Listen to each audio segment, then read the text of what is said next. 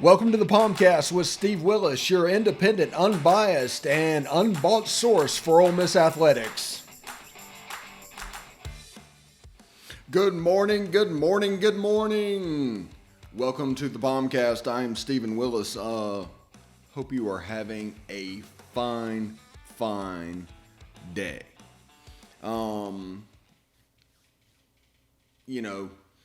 Basically right now, I am in the process of camping in my new house.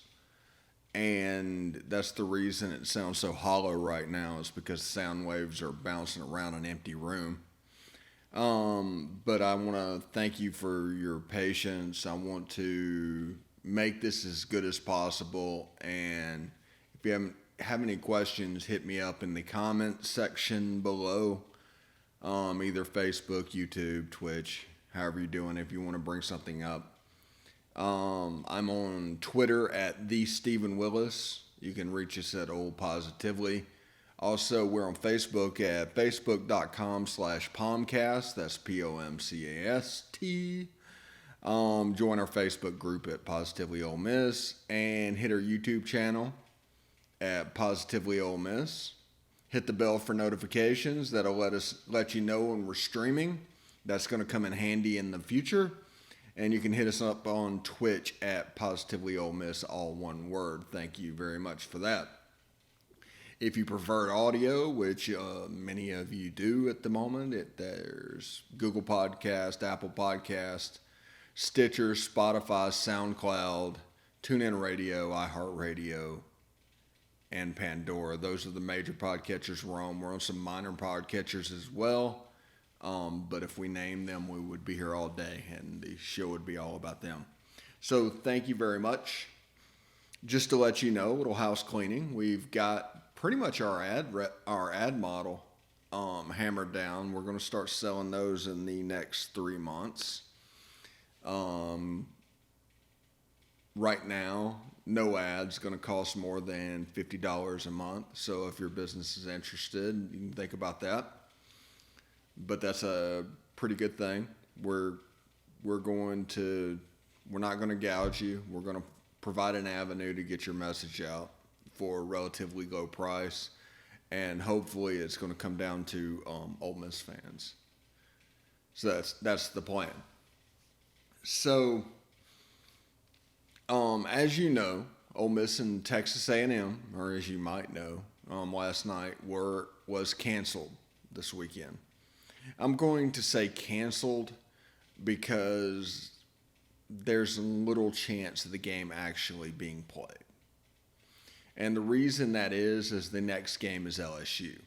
And if there's a tie where you can play either Texas A&M or LSU, LSU is going to win every single time and twice on Sunday. That's just the way it is. That's just the way we're going to be about things. But that game actually means something to Ole Miss, so we're going to play the game that actually means something. Now, I will say I was on the edge about taking Ole Miss straight up in that game. I was right there. The only thing is Ole Miss struggling with old man football and them running a basic old man football scheme. But I think that game would have looked a lot like the South Carolina game. And I think eventually Ole Miss would have won out because eventually they're going to control the pace of the game. It's amazing how fast they go and how much they own tempo and how much tempo is played at their pace. The only game this year I can remember where tempo was not played at their pace was the Arkansas game, I think. Yeah, I mean, it's amazing. Also, it's amazing to hear Mississippi State fans try to get back for the chicken comments, for them ducking us. The whole goal of the whole thing And Mississippi State fans, you can listen to this if you want to, but the whole goal of the whole thing was to put that in your head so you would make every possible attempt to play that game so you could take your medicine. We wanted to play that game. How do we do that? Well, we hit your pride. That's how we're going to do that. We're going to hit your pride. And eventually you're going to do what we want you to do. It was a form of a manipulation. It wasn't saying that you were actually ducking people. It was to put the thought in your head that you were ducking people so you would not miss that game, and you would do everything to play that game so that we could win. We wanted to play the Egg Bowl. We needed to make sure you were there. So people are on social media trying to compare this to that, and it's just the apples and oranges, and it's just people trying to get under skin, and it's pretty good on social media right now with state fans not understanding A, what happened to them, or B, the scenario in play. It is pretty good. When we come back, we're going to get back in recruiting probably in a little bit. A big decommitment last night. A big decommitment. That I didn't see coming. There's people that are saying this is Luke Altmaier's coattails. But Malik McClain at IMG in Clearwater, if you remember correctly, were also crystal balled for a defensive back down there as well. And those two together, it's 2 4-stars that could be dancing into this class. Now, we talk all the time about transfers and how Kiffin likes to build the class. Well, there is some, I think what is happening is the tie is going to go to the high school player over the transfer. The transfer market is about what you can't fill right now. What you missed in recruiting, there's a chance to make it right in the transfer window. I think that is how he's using it. Now, JUCO recruiting and high school recruiting is basically the same thing. Anyway, segment 1 of the books. Stick around. More around the SEC right after this.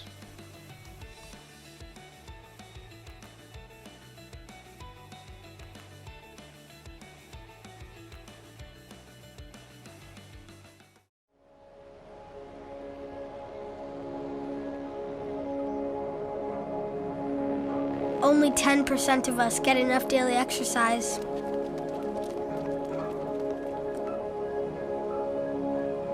And that number is dropping.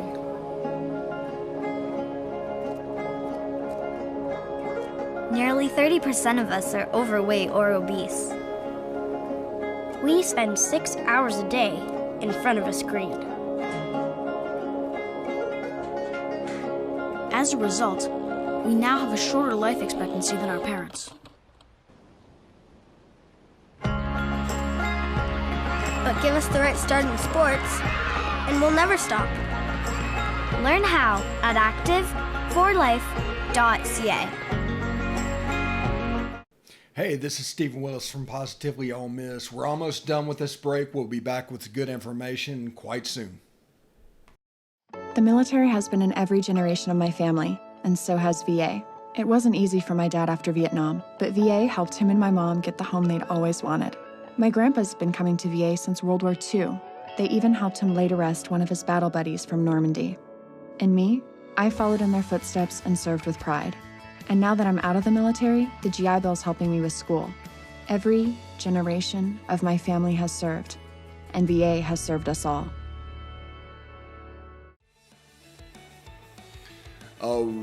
Our POMcast right here on the Positively Ole Miss Network. It is, just full disclosure, it is 4 a.m. today. I woke up just a wee bit early and was just awake, so I thought I'd go ahead and do this and get it loaded in the system and ready to go. But it's, a little after 5 Eastern time where I am. A little after 4 in the Central time where most of you are. So what we were saying before the break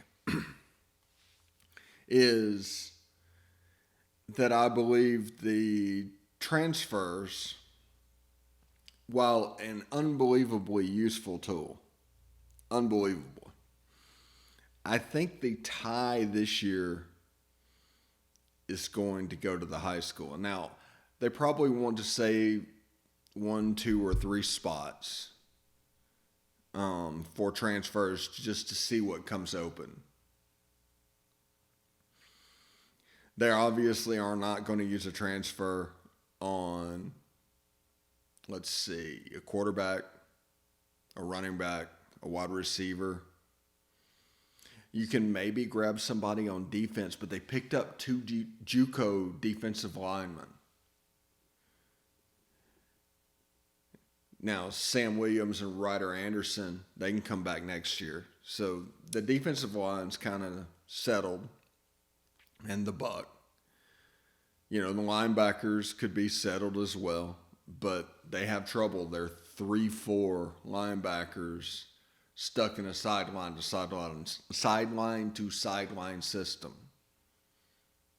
Ole Miss really can't help that. So they need to get faster, and hence they're recruiting John Lewis from Germantown, Mississippi.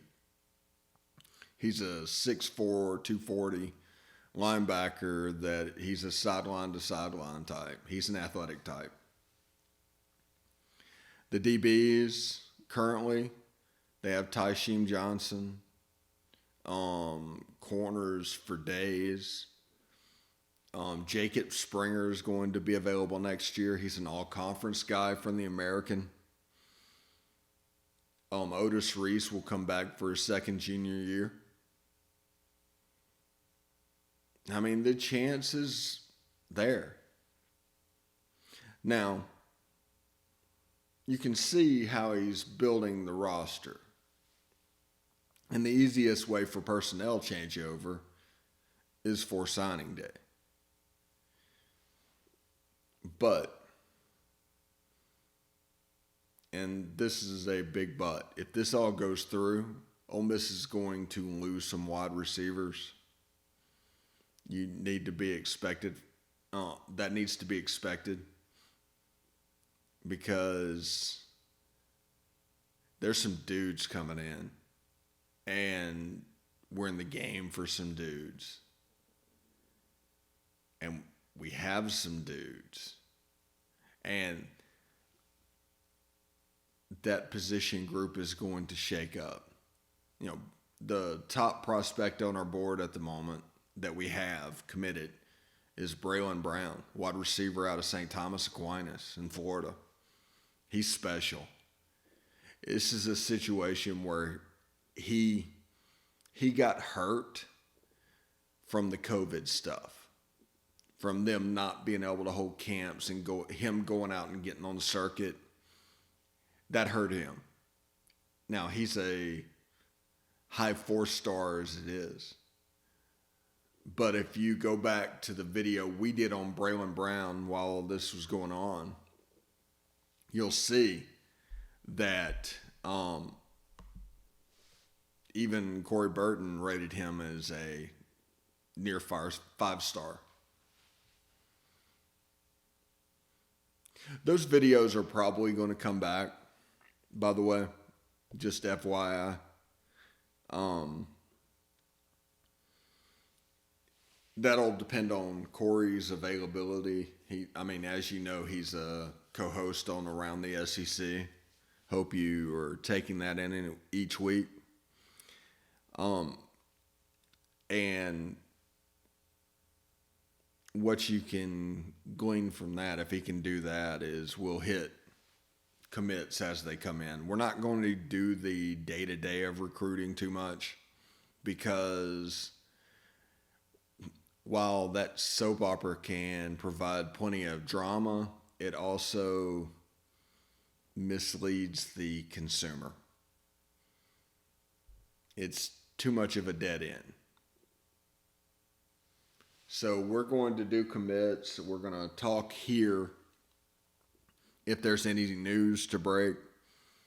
But we won't do a video until he commits. And it might be a day or two later, but this is free content. What do you expect? And as it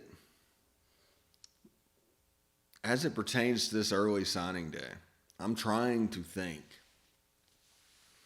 With Texas A&M getting canceled and them having a bye week last week, they took LSU away, even though, it's planned. They got rescheduled, so that's 2 straight weeks. And I'm worried about the time off going down to Tiger Stadium. Of course, the next day for them, the season is going to be over, and I imagine at 3-6, LSU's ready for it to end. I mean, it's a hard thing to go from 15-0 to 3-6 with wins over, Arkansas, Vandy, and South Carolina. That's a total win total, in case you're keeping score at home, of 5 games.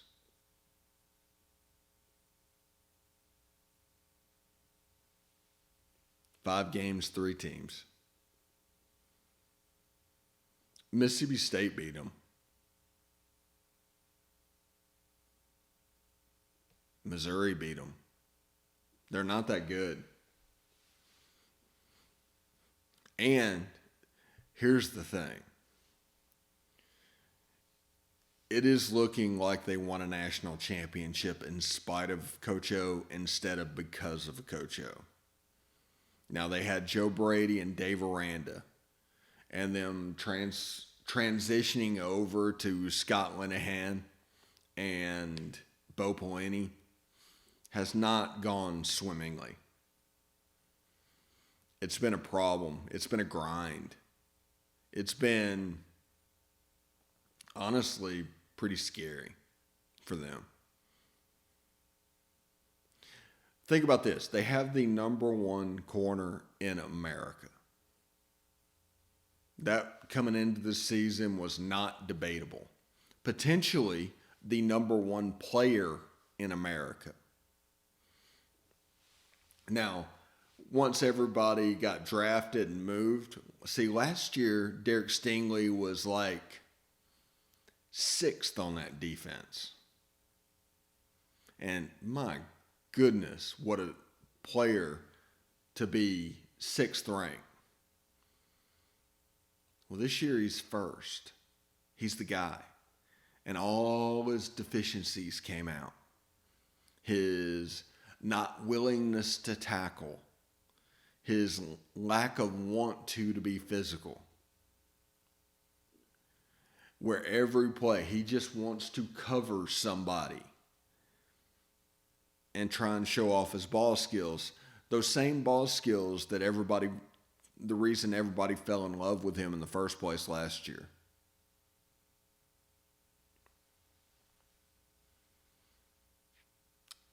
But last year, it was a Dave Aranda defense.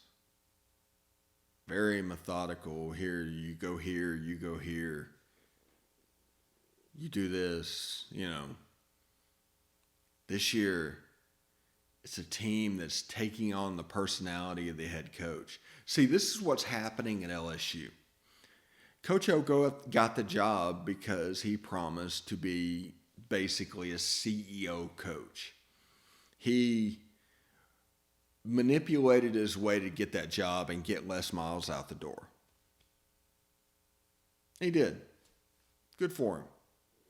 and he was going to be a CEO coach. And last year, it looked like it was working. But here's the problem. You take somebody like that, ego always comes into play. You want credit. You want it to be your team. Not Joe Brady's team, not Dave Aranda's team. You want it to be your team. So he started drifting back into the bad habits that he had at Ole Miss, to the point where at this point this season, he's in the middle of it. He just needs to move Robert Lane to tight end because he can't run the USC offense. I mean, that is where LSU is at the moment. They're going to have a ton of close calls. A ton of close calls. But even wins are going to feel taken away. Losses. Whenever he was at Ole Miss, he would play Alabama close within a score. But then he'd beat Northwestern State 34-31. Like he'd win, but did he really? And that happened for 3 years. 3 years. And the same pattern is developing in Baton Rouge. Anyway, POMcast, Stephen Willis right here. Stick around.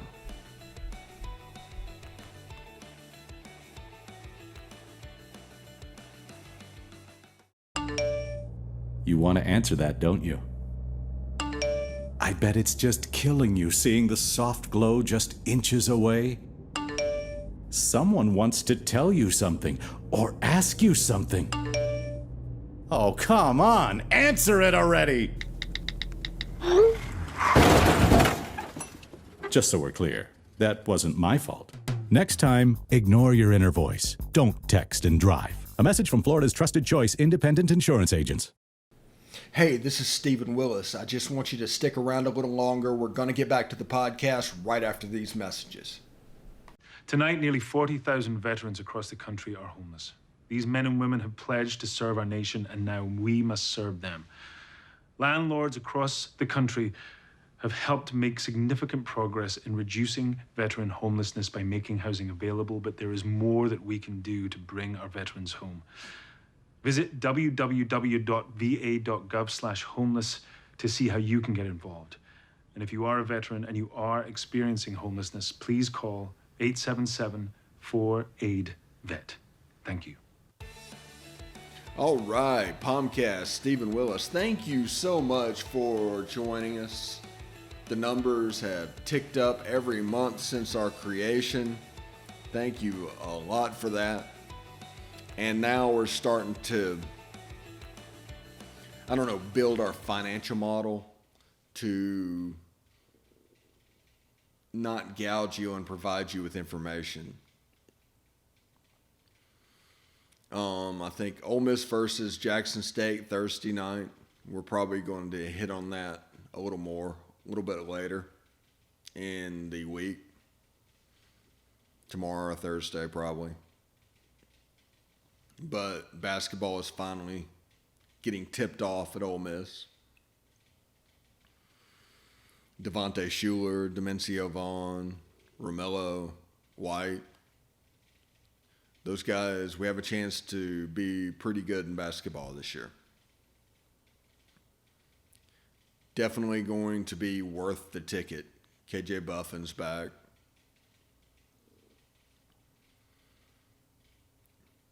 It's shaping up to be pretty fantastic. And I believe the transfer from Sanford got his waiver too as well.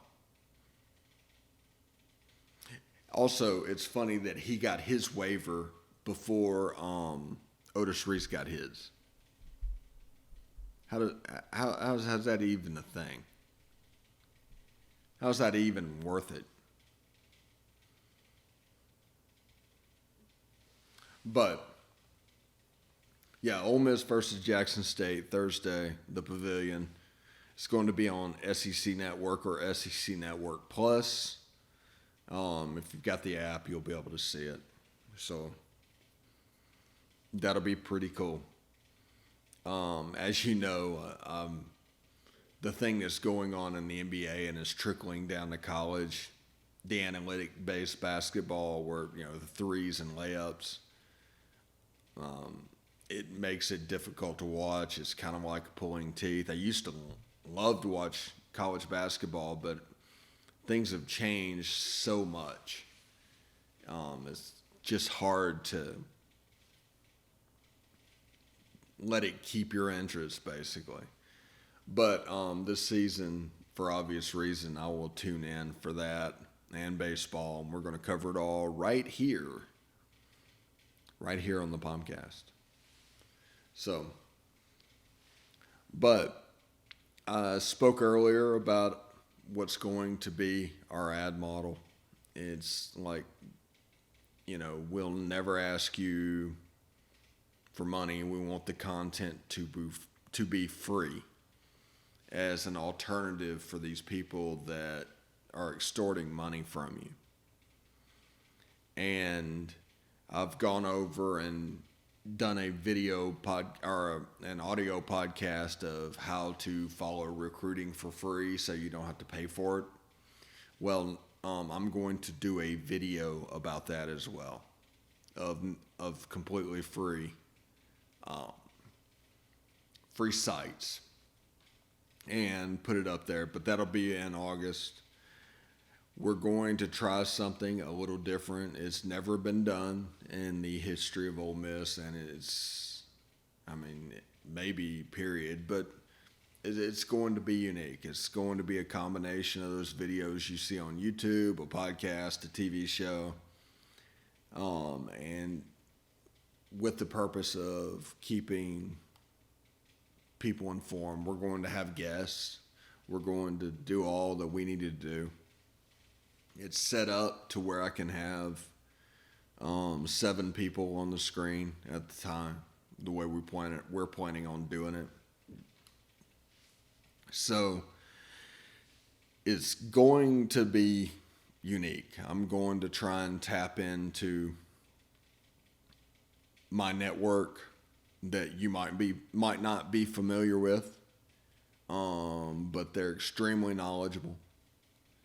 And we're also going to try and find some interns to be basically boots on the ground in Oxford.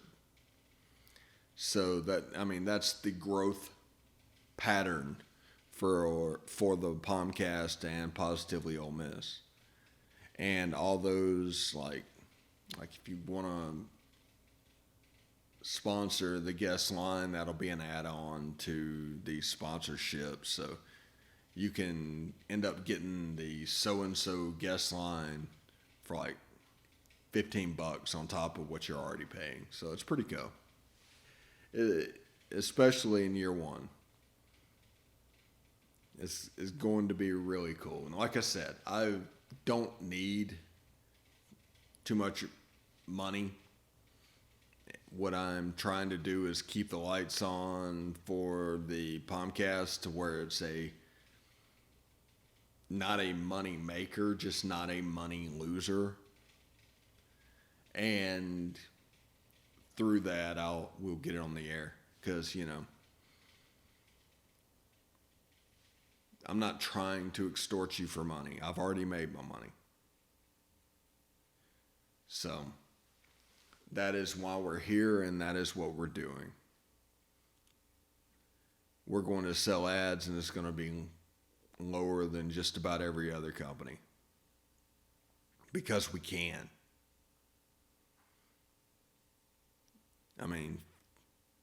$50 a month for a 30-second reader for 20 shows, that's pretty good.